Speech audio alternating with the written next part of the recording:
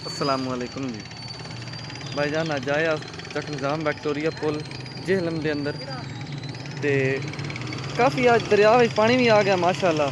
तो काफ़ी सारी आवाम भी आई है घूमन फिरन। तो देखो बनिया माल भी अंदर वाड़ रहा है। तो काफ़ी लोग सैर सफरी वास्ते भी आए न। तो पानी भी काफ़ी तादाद के अंदर आ गया।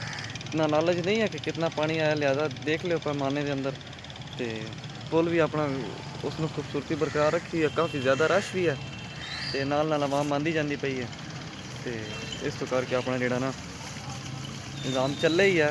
तो ज़्यादा लॉन्ग वीडियो ना बना सकते क्योंकि लॉन्ग वीडियो वास्ते ज़्यादा टाइम चाहिए। उदो देखो ना जितना रश 5 मिनट या एक मिनट अद्धा सेकंड भी खलो है ना, सारी जिस टाइम ट्रैफिक रख पैंदी है टी टी टी मगर आने लग पैंदी। बगा विक्टरो असी भी नौना पैदा है मैना। देखो जी मज तैर रही है जी। पानी आने के फायदे नाल पाकिस्तानी मलाह भी अपना उदो गेड़ा दमाई फिरते हैं।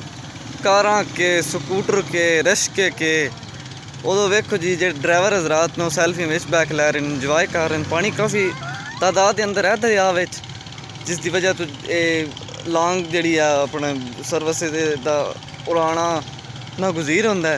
तो अपना बेड़े के जरिए जनाबे अली लै जा रहे हैं। बहुत ही सेफ्टी और महफूज अंदाज के अंदर लैके जा रहे हैं। अल्लाह पाक इन्हों का सफ़र आसान फरमावा। तो यह जोड़ा सीजन है ना बेड़े वाले का, अल्लाह खैर ही करे यार। ये तो मजी सही माहौल बनाया, तैरदियाँ पे तो बहुत ही इन्हों का प्यारा अंदाज है।